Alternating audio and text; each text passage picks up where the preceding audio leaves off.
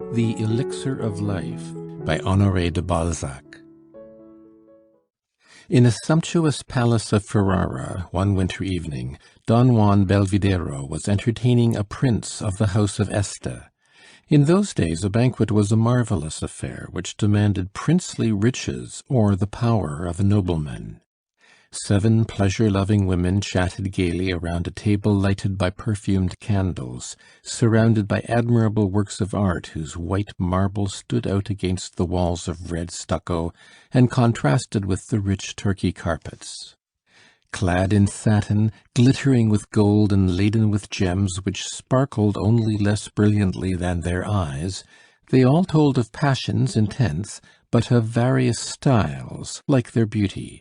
They differed neither in their words nor their ideas, but an expression, a look, a motion, or an emphasis served as a commentary, unrestrained, licentious, melancholy, or bantering, to their words. One seemed to say, "My beauty has power to rekindle the frozen heart of age." Another, "I love to repose on soft cushions and think with rapture of my adorers." A third, a novice at these fêtes, was inclined to blush. "At the bottom of my heart I feel compunction," she seemed to say. "I am a Catholic and I fear hell, but I love you so, so dearly, that I would sacrifice eternity to you." The fourth, emptying a cup of Cayenne wine, cried, "Hurrah for pleasure! I begin a new existence with each dawn. Forgetful of the past, still intoxicated with the violence of yesterday's pleasures, I embrace a new life of happiness, a life filled with love." The woman sitting next to Belvidero looked at him with flashing eyes. She was silent. I should have no need to call on a bravo to kill my lover if he abandoned me. Then she had laughed, but a comfit dish of marvellous workmanship was shattered between her nervous fingers. "When are you to be Grand Duke?" asked the 6th of the prince, with an expression of murderous glee on her lips and a look of bacchanalian frenzy in her eyes. "And when is your father going to die?" said the 7th, laughing and throwing her bouquet to Don Juan with maddening coquetry. She was an innocent young girl who was accustomed to play with sacred things. "Oh, don't speak of it!" cried the young and handsome Don Juan. "There is only one immortal father in the world, and unfortunately he is mine." The 7 women of Ferrara, the friends of Don Juan, and the prince himself gave an exclamation of horror. 200 years later, under Louis XV, well-bred persons would have laughed at this sally, but perhaps at the beginning of an orgy the mind had still an unusual degree of lucidity. Despite the heat of the candles, the intensity of the emotions, the gold and silver vases, the fumes of wine, despite the vision of ravishing women, perhaps there still lurked in the depths of the heart a little of that respect for things human and divine, which struggles until the revel has drowned it in floods of sparkling wine. Nevertheless, the flowers were already crushed, the eyes were steeped with drink, and intoxication, to quote Rabelais, had reached even to the sandals. In the pause that followed, a door opened, and, as at the feast of Balthazar, God manifested himself.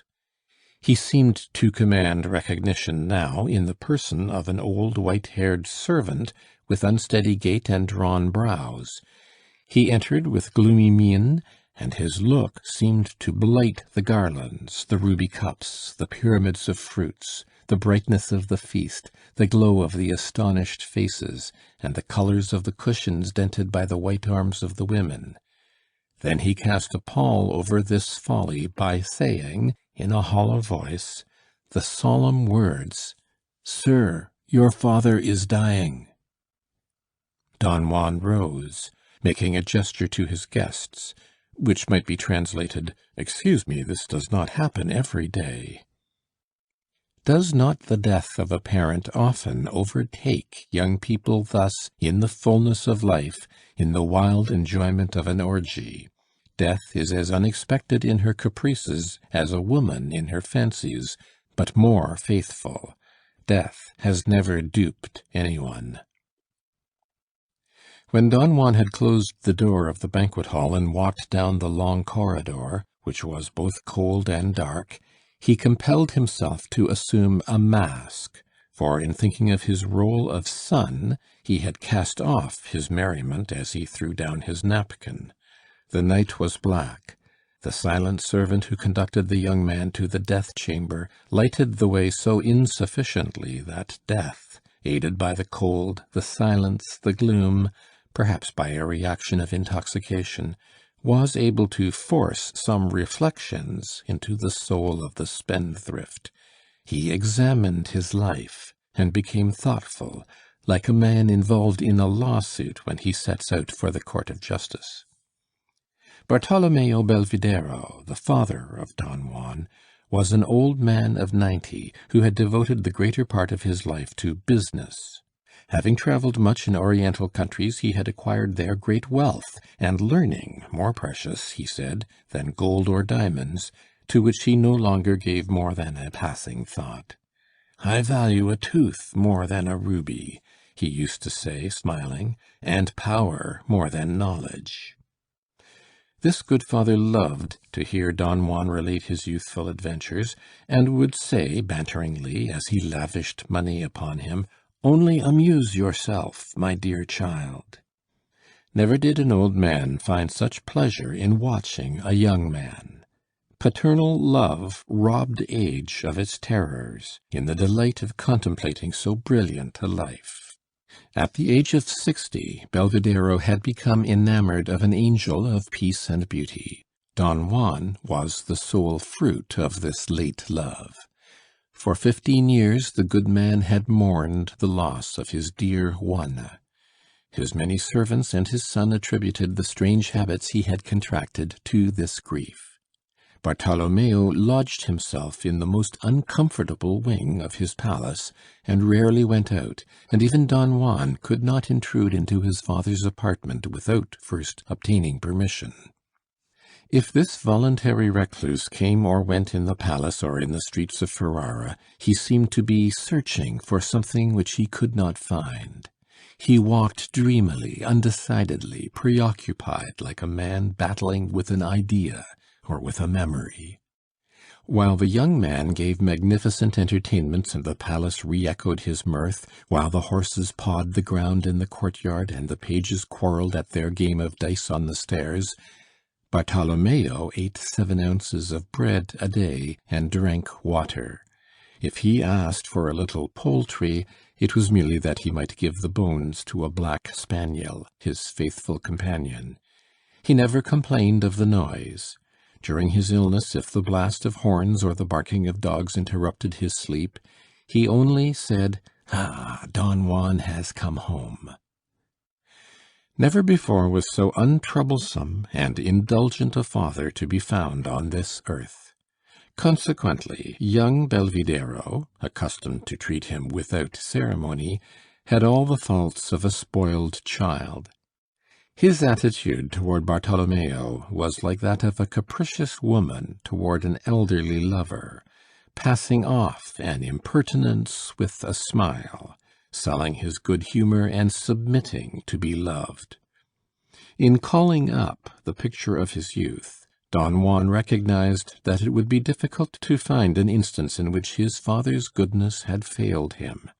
He felt a newborn remorse while he traversed the corridor, and he very nearly forgave his father for having lived so long.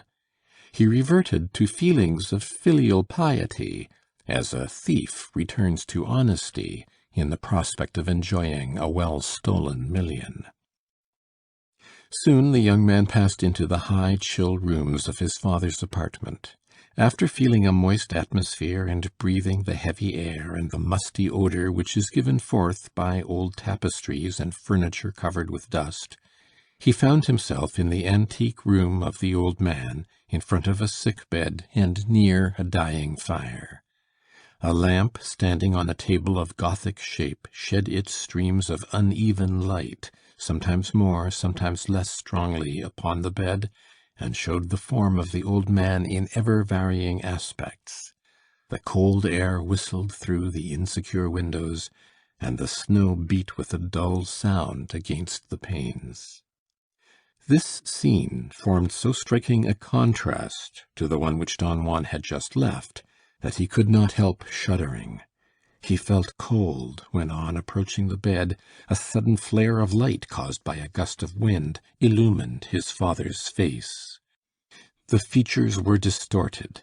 The skin clinging tightly to the bones had a greenish tint, which was made the more horrible by the whiteness of the pillows on which the old man rested.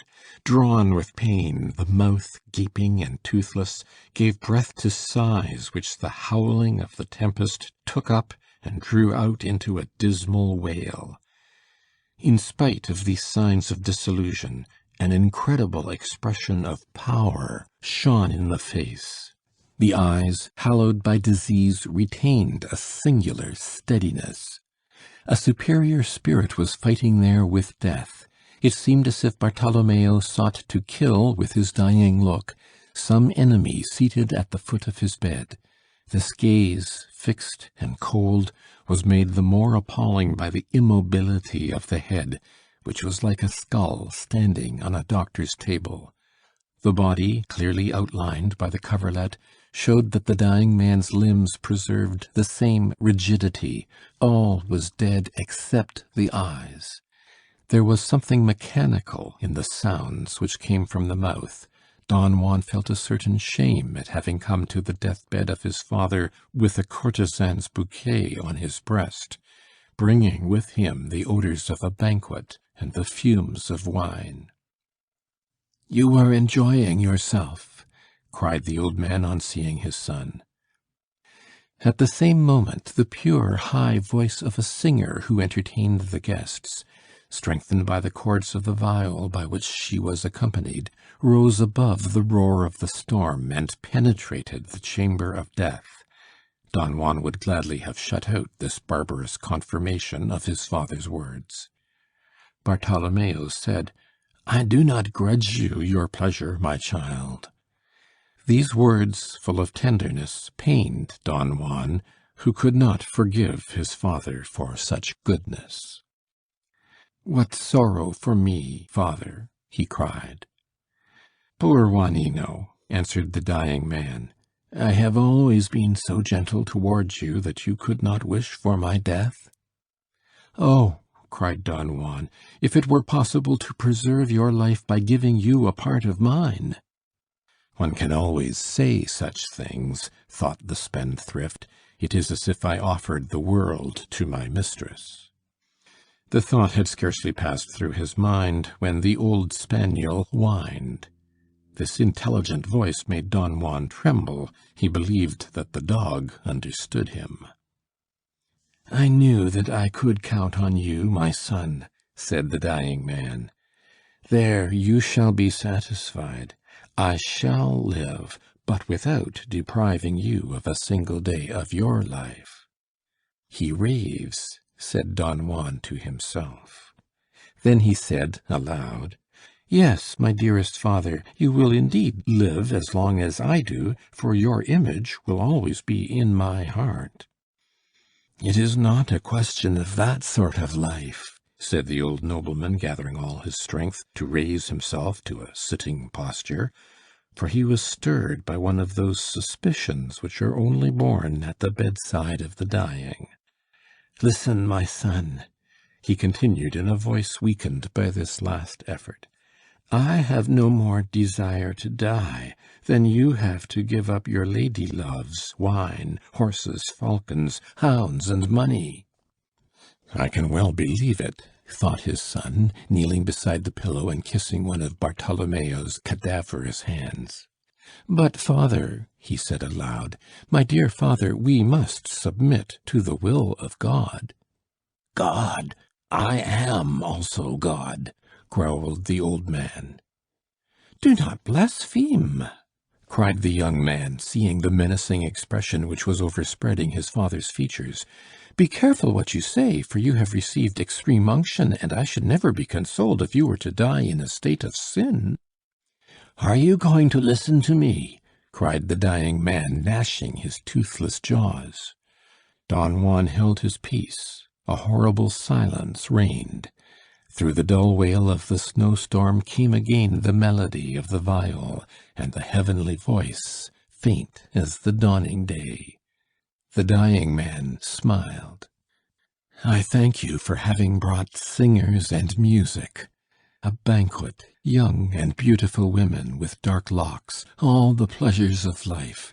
Let them remain. I am about to be born again." "The delirium is at its height," said Don Juan to himself. "I have discovered a means of resuscitation.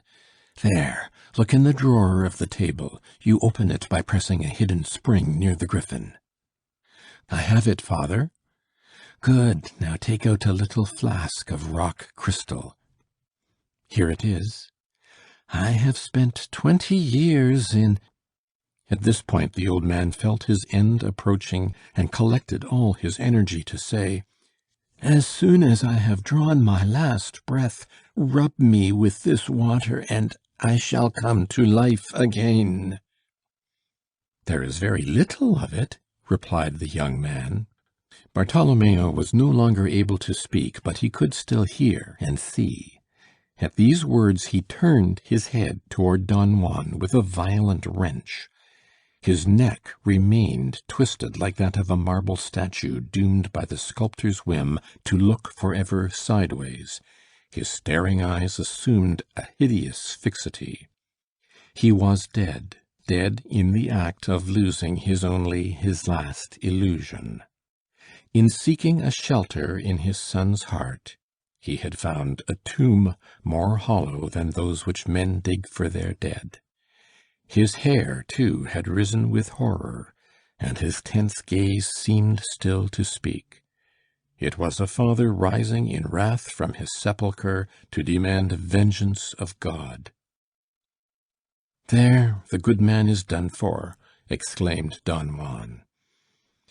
Intent upon taking the magic crystal to the light of the lamp, as a drinker examines his bottle at the end of a repast, he had not seen his father's eye pale. The cowering dog looked alternately at his dead master and at the elixir, as Don Juan regarded by turns his father and the phial. The lamp threw out fitful waves of light. The silence was profound. The viol was mute. Belvidéro thought he saw his father move, and he trembled. Frightened by the tense expression of the accusing eyes, he closed them, just as he would have pushed down a window blind on an autumn night. He stood motionless, lost in a world of thought. Suddenly a sharp creak, like that of a rusty spring, broke the silence. Don Juan, in his surprise, almost dropped the flask. A perspiration colder than the steel of a dagger oozed out from his pores. A cock of painted wood came forth from a clock and crowed 3 times. It was one of those ingenious inventions by which the savants of that time were awakened at the hour fixed for their work. Already the daybreak reddened the casement. The old timepiece was more faithful in its master's service than Don Juan had been in his duty to Bartolomeo. This instrument was composed of wood, pulleys, cords, and wheels, while he had that mechanism peculiar to man, called a heart. In order to run no further risk of losing the mysterious liquid, the skeptical Don Juan replaced it in the drawer of the little Gothic table. At this solemn moment he heard a tumult in the corridor. There were confused voices, stifled laughter, light footsteps, the rustle of silk, in short, the noise of a merry troop trying to collect itself in some sort of order. The door opened, and the prince, the 7 women, the friends of Don Juan, and the singers appeared, in the fantastic disorder of dancers overtaken by the morning, when the sun disputes the paling light of the candles. They came to offer the young heir the conventional condolences. "Oh, oh, is poor Don Juan really taking this death seriously?" said the prince in La Brambilla's ear. "Well, his father was a very good man," she replied. Nevertheless, Don Juan's nocturnal meditations had printed so striking an expression upon his face that it commanded silence. The men stopped motionless. The women, whose lips had been parched with wine, threw themselves on their knees and began to pray. Don Juan could not help shuddering as he saw this splendor, this joy, laughter, song, beauty, life personified, doing homage thus to death. But in this adorable Italy, religion and revelry were on such good terms that religion was a sort of debauch, and debauch religion. The prince pressed Don Juan's hand affectionately. Then all the figures having given expression to the same look, half sympathy, half indifference, the phantasmagoria disappeared, leaving the chamber empty. It was indeed a faithful image of life. Going down the stairs, the prince said to La Rivabarella, "Heigho! Who would have thought Don Juan a mere boaster of impiety? He loved his father, after all."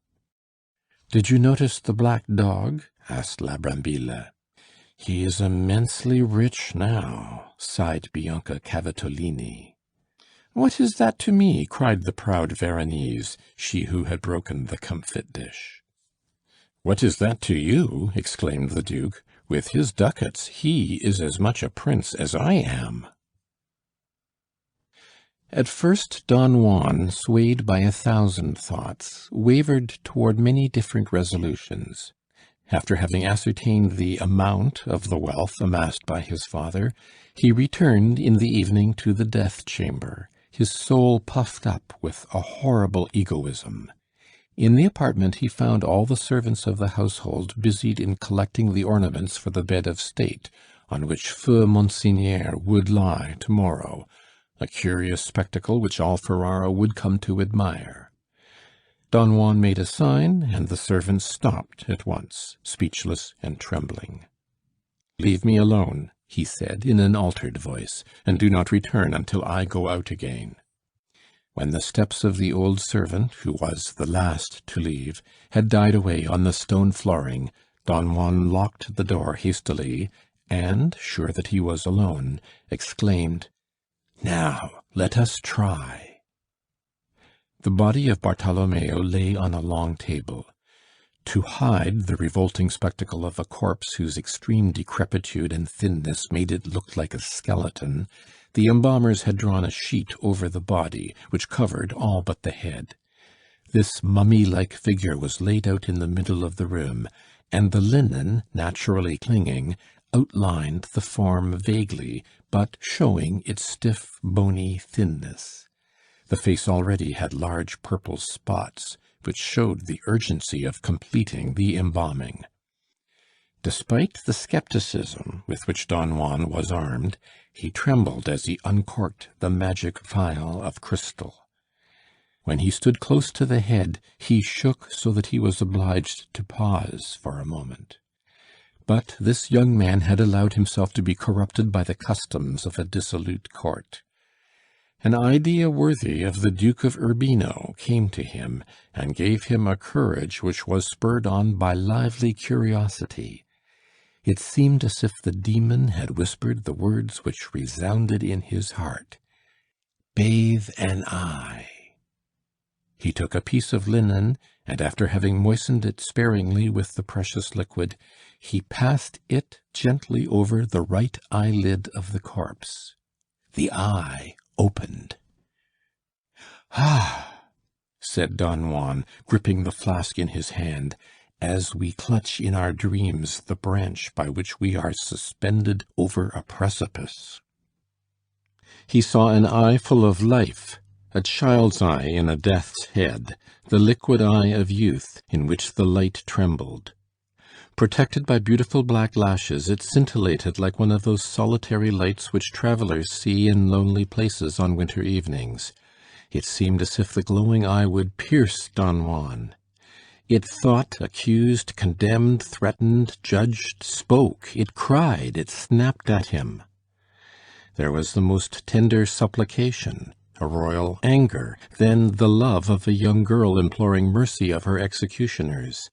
Finally, the awful look that a man casts upon his fellow men on his way to the scaffold. So much life shone in this fragment of life that Don Juan recoiled in terror. He walked up and down the room, not daring to look at the eye, which stared back at him from the ceiling and from the hangings. The room was sown with points full of fire, of life, of intelligence. Everywhere gleamed eyes which shrieked at him. "He might have lived 100 years longer," he cried involuntarily, when, led in front of his father by some diabolical influence, he contemplated the luminous spark. Suddenly the intelligent eye closed, and then opened again abruptly, as if assenting. If a voice had cried yes, Don Juan could not have been more startled. "What is to be done?" he thought. He had the courage to try to close this white eyelid, but his efforts were in vain. "Shall I crush it out? Perhaps that would be parricide," he asked himself. "Yes," said the eye, by means of an ironical wink. "Ah!" cried Don Juan, "there is sorcery in it." He approached the eye to crush it. A large tear rolled down the hollow cheek of the corpse and fell on Belvidéro's hand. "It is scalding!" he cried, sitting down. This struggle had exhausted him, as if, like Jacob, he had battled with an angel. At last he arose, saying, "So long as there is no blood—" Then, collecting all the courage needed for the cowardly act, he crushed out the eye, pressing it in with the linen without looking at it. A deep moan, startling and terrible, was heard. It was the poor spaniel, who died with a howl. Could he have been in the secret? Don Juan wondered, surveying the faithful animal. Don Juan was considered a dutiful son. He raised a monument of white marble over his father's tomb, and employed the most prominent artists of the time to carve the figures. He was not altogether at ease until the statue of his father, kneeling before religion, imposed its enormous weight on the grave, in which he had buried the only regret that had ever touched his heart, and that only in moments of physical depression. On making an inventory of the immense wealth amassed by the old Orientalist, Don Juan became avaricious. Had he not 2 human lives in which he should need money? His deep searching gaze penetrated the principles of social life, and he understood the world all the better because he viewed it across a tomb. He analyzed men and things that he might have done at once with the past, represented by history, with the present, expressed by the law, and with the future, revealed by religion. He took soul and matter, threw them into a crucible, and found nothing there. And from that time forth he became Don Juan. Master of the illusions of life, he threw himself, young and beautiful, into life, despising the world but seizing the world. His happiness could never be of that bourgeois type which is satisfied by boiled beef, by a welcome warming pan in winter, a lamp at night, and new slippers at each quarter. He grasped existence as a monkey seizes a nut, peeling off the coarse shell to enjoy the savory kernel. The poetry and sublime transports of human passion touched no higher than his instep. He never made the mistake of those strong men who, imagining that little souls believe in the great, venture to exchange noble thoughts of the future for the small coin of our ideas of life. He might, like them, have walked with his feet on earth and his head among the clouds, but he preferred to sit at his ease and sear with his kisses the lips of more than one tender, fresh, and sweet woman. Like death, Wherever he passed, he devoured all without scruple, demanding a passionate oriental love and easily won pleasure. Loving only woman in women, his soul found its natural trend in irony. When his inamoratas mounted to the skies in an ecstasy of bliss, Don Juan followed, serious, unreserved, sincere as a German student. But he said "I," while his lady-love in her folly said "we." He knew admirably how to yield himself to a woman's influence. He was always clever enough to make her believe that he trembled like a college youth who asks his first partner at a ball, "Do you like dancing?" But he could also be terrible when necessary. He could draw his sword and destroy skilled soldiers. There was banter in his simplicity and laughter in his tears, for he could weep as well as any woman who says to her husband, "Give me a carriage, or I shall pine to death." For merchants, the world means a bale of goods or a quantity of circulating notes. For most young men it is a woman. For some women it is a man. For certain natures it is society, a set of people, a position, a city. For Don Juan, the universe was himself. Noble, fascinating, and a model of grace, he fastened his bark to every bank, but he allowed himself to be carried only where he wished to go. The more he saw, the more skeptical he became. Probing human nature, he soon guessed that courage was rashness, prudence cowardice, generosity shrewd calculation, justice a crime, delicacy pusillanimity, honesty policy. And by a singular fatality he perceived that the persons who were really honest, delicate, just, generous, prudent, and courageous received no consideration at the hands of their fellows. "What a cheerless jest!" he cried. "It does not come from a god." And then, renouncing a better world, he showed no mark of respect to holy things, and regarded the marble saints in the churches merely as works of art. He understood the mechanism of human society, and never offended too much against the current prejudices, for the executioners had more power than he, but he bent the social laws to his will, with the grace and wit that are so well displayed in his scene with Monsieur Dimanche. He was, in short, the embodiment of Molière's Don Juan, Goethe's Faust, Byron's Manfred, and Maturin's Melmoth, grand pictures drawn by the greatest geniuses of Europe, and to which neither the harmonies of Mozart nor the lyric strains of Rossini are lacking. Terrible pictures in which the power of evil existing in man is immortalized, and which are repeated from one century to another, whether the type come to parley with mankind by incarnating itself in Mirabeau, or be content to work in silence like Bonaparte, or to goad on the universe by sarcasm like the divine Rabelais. Or again, to laugh at men instead of insulting things, like Maréchal de Richelieu, or still better perhaps, if it mock both men and things, like our most celebrated ambassador. But the deep genius of Don Juan incorporated in advance all these. He played with everything. His life was a mockery, which embraced men, things, institutions, ideas. As for eternity, he had chatted for half an hour with Pope Julius II, and at the end of the conversation he said, laughing, "If it were absolutely necessary to choose, I should rather believe in God than in the devil. Power, combined with goodness, has always more possibilities than the spirit of evil." "Yes, but God wants one to do penance in this world."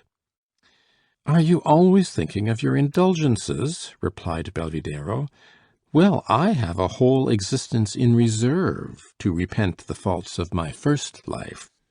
"Oh, if that is your idea of old age," cried the Pope, "you are in danger of being canonized." "After your elevation to the papacy, one may expect anything." And then they went to watch the workmen engaged in building the huge basilica consecrated to Saint Peter.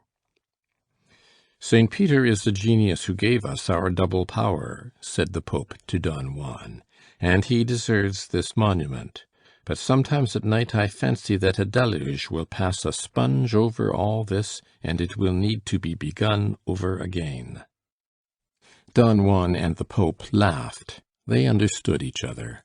A fool would have gone next day to amuse himself with Julius II at Raphael's house or in the delightful Villa Madama, but Belvidero went to see him officiate in his pontifical capacity in order to convince himself of his suspicions. Under the influence of wine, Della Rovere would have been capable of forgetting himself and criticizing the apocalypse. When Don Juan reached the age of 60, he went to live in Spain. There, in his old age, he married a young and charming Andalusian. But he was intentionally neither a good father nor a good husband. He had observed that we are never so tenderly loved as by the women to whom we scarcely give a thought. Dona Elvira, piously reared by an old aunt in the heart of Andalusia in a castle several leagues from San Lucas, was all devotion and meekness. Don Juan saw that this young girl was a woman to make a long fight with the passion before yielding to it, so he hoped to keep from her any love but his until after his death. It was a serious jest, a game of chess which he had reserved for his old age. Warned by his father's mistakes, he determined to make the most trifling acts of his old age contribute to the success of the drama which was to take place at his deathbed. Therefore, the greater part of his wealth lay buried in the cellars of his palace at Ferrara, whither he seldom went. The rest of his fortune was invested in a life annuity, so that his wife and children might be interested in keeping him alive. This was a species of cleverness which his father should have practised, but this Machiavellian scheme was unnecessary in his case.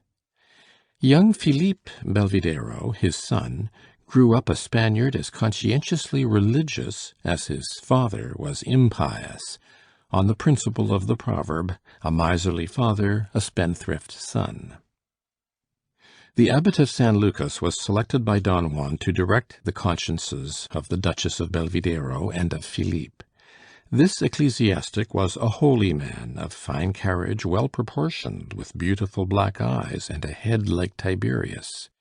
He was wearied with fasting, pale and worn, and continually battling with temptation, like all recluses.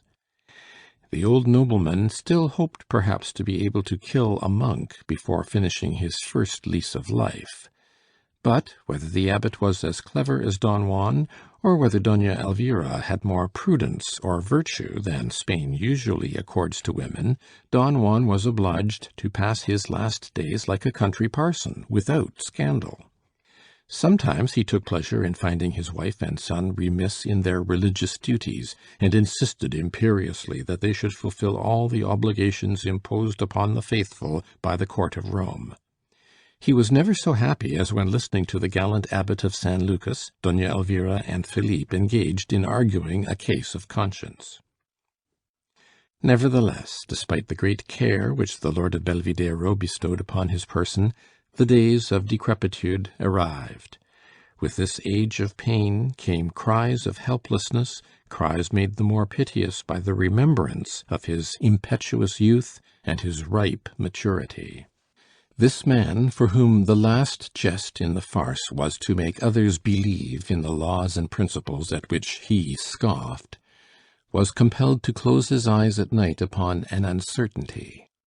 This model of good breeding, this duke spirited in an orgy, this brilliant courtier, gracious toward women, whose hearts he had wrung as a peasant bends a willow wand, this man of genius had an obstinate cough, a troublesome sciatica, and a cruel gout.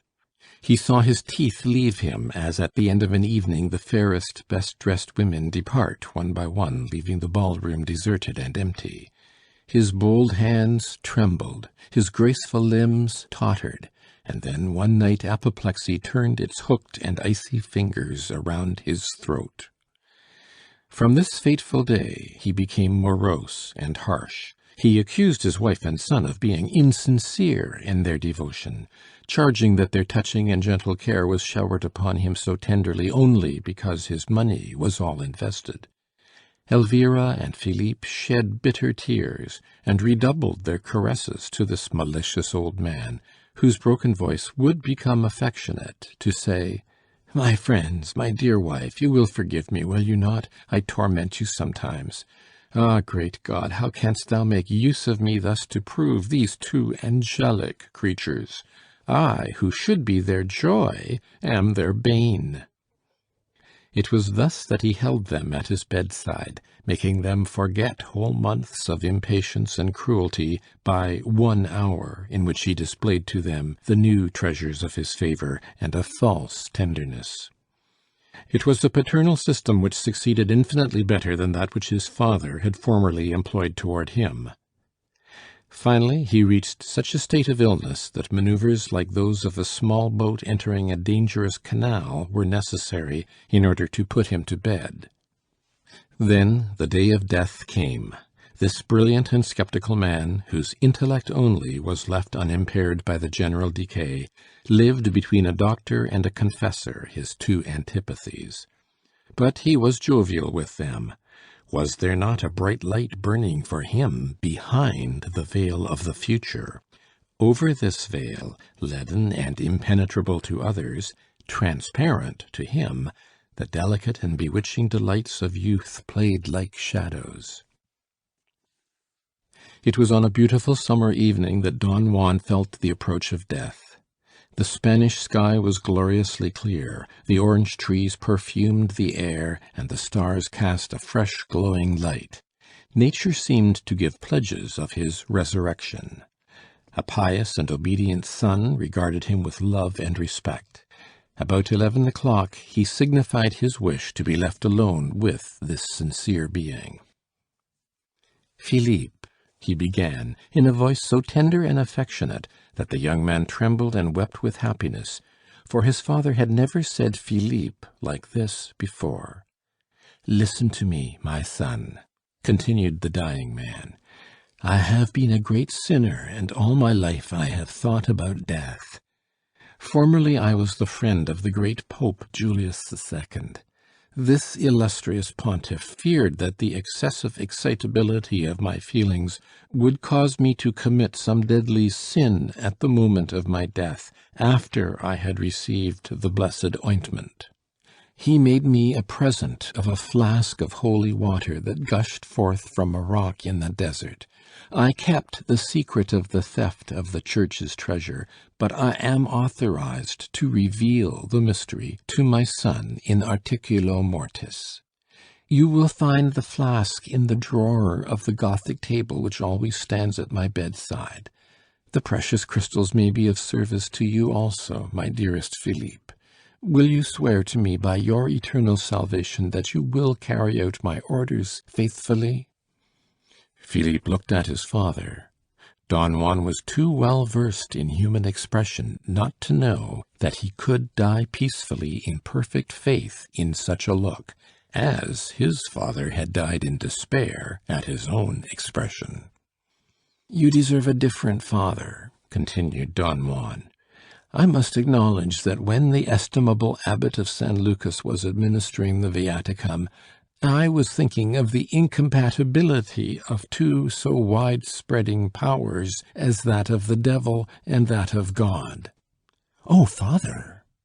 "And I said to myself that when Satan makes his peace, he will be a great idiot if he does not bargain for the pardon of his followers. This thought haunted me.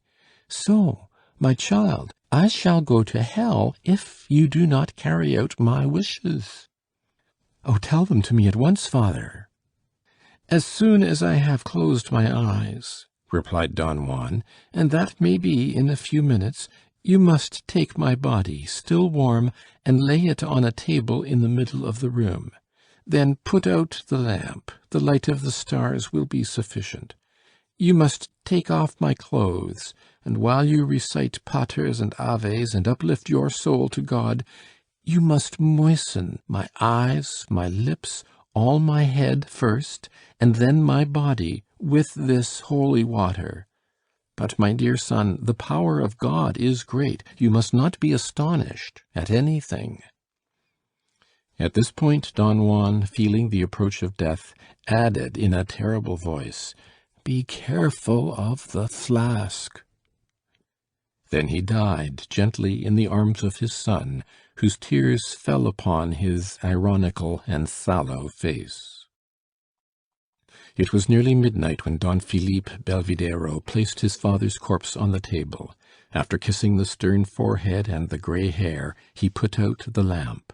The soft rays of the moonlight, which cast fantastic reflections over the scenery, allowed the pious Philippe to discern his father's body dimly, as something white in the midst of the darkness. The young man moistened a cloth in the liquid, and then, deep in prayer, he faithfully anointed the revered head. The silence was intense. Then he heard indescribable rustlings, but he attributed them to the wind among the tree-tops. When he had bathed the right arm, he felt himself rudely seized at the back of the neck by an arm, young and vigorous, the arm of his father. He gave a piercing cry and dropped the phial, which fell on the floor and broke. The liquid flowed out. The whole household rushed in, bearing torches. The cry had aroused and frightened them as if the trumpet of the Last Judgment had shaken the world. The room was crowded with people. The trembling throng saw Don Philippe fainting, but held up by the powerful arm of his father, which clutched his neck. Then they saw a supernatural sight. The head of Don Juan, young and beautiful as an Antinous, a head with black hair, brilliant eyes, and crimson lips, a head that moved in a blood-curdling manner without being able to stir the skeleton to which it belonged. An old servant cried, "A miracle!" and all the Spaniards repeated, "A miracle!" Too pious to admit the possibility of magic, Doña Elvira sent for the abbot of San Lucas. When the priest saw the miracle with his own eyes, he resolved to profit by it, like a man of sense, and like an abbot who asked nothing better than to increase his revenues. Declaring that Don Juan must inevitably be canonized, he appointed his monastery for the ceremony of the apotheosis. The monastery, he said, should henceforth be called San Juan de Lucas. At these words, the head made a facetious grimace. The taste of the Spaniards for this sort of solemnities is so well known that it should not be difficult to imagine the religious spectacle with which the Abbey of San Lucas celebrated the translation of the Blessed Don Juan Belvidéro in its church. A few days after the death of this illustrious nobleman, the miracle of his partial resurrection had been so thoroughly spread from village to village throughout a circle of more than 50 leagues round San Lucas, that it was as good as a play to see the curious people on the road. They came from all sides, drawn by the prospect of a Te Deum chanted by the light of burning torches. The ancient mosque of the monastery of San Lucas, a wonderful building erected by the Moors, which for 300 years had resounded with the name of Jesus Christ instead of Allah, could not hold the crowd which was gathered to view the ceremony. Packed together like ants, the hidalgos in velvet mantles and armed with their good swords stood round the pillars, unable to find room to bend their knees, which they never bent elsewhere. Charming peasant women, whose dresses set off the beautiful lines of their figures, gave their arms to white-haired old men. Youths with glowing eyes found themselves beside old women decked out in gala dress. There were couples trembling with pleasure, curious fiancés led thither by their sweethearts, newly married couples and frightened children holding one another by the hand. All this throng was there, rich in colors, brilliant in contrast, laden with flowers, making a soft tumult in the silence of the night. The great doors of the church opened. Those who, having come too late, were obliged to stay outside, saw in the distance, through the 3 open doors, a scene of which the tawdry decorations of our modern operas can give but a faint idea. Devotees and sinners, intent upon winning the favor of a new saint, lighted thousands of candles in his honor inside the vast church, and these scintillating lights gave a magical aspect to the edifice. The black arcades, the columns with their capitals, the recessed chapels glittering with gold and silver, the galleries, the Moorish fretwork, the most delicate features of this delicate carving were all revealed in the dazzling brightness like the fantastic figures which are formed in a glowing fire. It was a sea of light, surmounted at the end of the church by the gilded choir, where the high altar rose in glory, which rivaled the rising sun. But the magnificence of the golden lamps, the silver candlesticks, the banners, the tassels, the saints, and the ex voto paled before the reliquary in which Don Juan lay. The body of the blasphemer was resplendent with gems, flowers, crystals, diamonds, gold, and plumes as white as the wings of a seraphim. It replaced a picture of Christ on the altar. Around him burned wax candles which threw out waves of light. The good abbot of San Lucas, clad in his pontifical robes, with his jewelled mitre, his surplice, and his golden crozier, reclined, king of the choir, in a large armchair amid all his clergy, who were impassive men with silver hair, and who surrounded him like the confessing saints whom the painters group round the Lord. The precentor and the dignitaries of the order, decorated with the glittering insignia of their ecclesiastical vanities, came and went among the clouds of incense like planets revolving in the firmament. When the hour of triumph was come, the chimes awoke the echoes of the countryside, and this immense assembly raised its voice to God in the first cry of praise which begins the Te Deum. Sublime exultation! There were voices pure and high, ecstatic women's voices, blended with the deep sonorous tones of the men, thousands of voices so powerful that they drowned the organ in spite of the bellowing of its pipes. The shrill notes of the choir boys and the powerful rhythm of the basses inspired pretty thoughts of the combination of childhood and strength in this delightful concert of human voices, blended in an outpouring of love. Te Deum laudamus. In the midst of this cathedral, black with kneeling men and women, the chant burst forth like a light which gleams suddenly in the night, and the silence was broken as by a peal of thunder. The voices rose with the clouds of incense, which threw diaphanous bluish veils over the quaint marvels of the architecture. All was richness, perfume, light, and melody.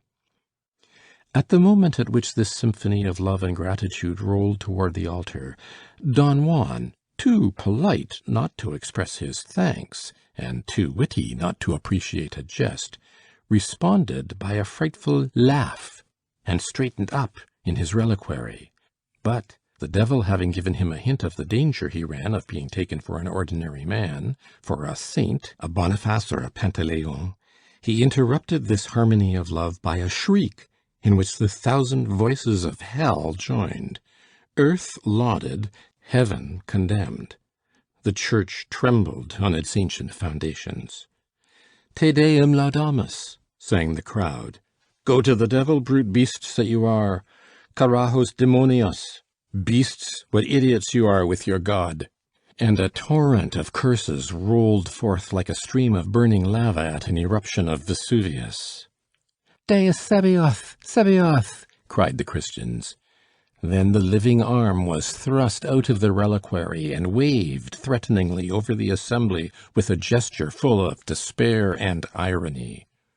The saint is blessing us, said the credulous old women, the children, and the young maids.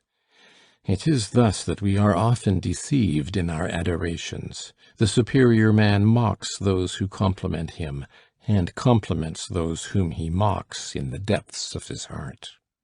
When the abbot, bowing low before the altar, chanted, Sancta Johannes, ora pro nobis, he heard distinctly, O coglione. What is happening up there? Cried the superior, seeing the reliquary move. The saint is playing devil, replied the abbot. At this the living head tore itself violently away from the dead body and fell upon the yellow pate of the priest. "Remember, Dona Elvira!" cried the head, fastening its teeth in the head of the abbot. The latter gave a terrible shriek, which threw the crowd into a panic. The priests rushed to the assistance of their chief. "Imbecile! Now say that there is a God!"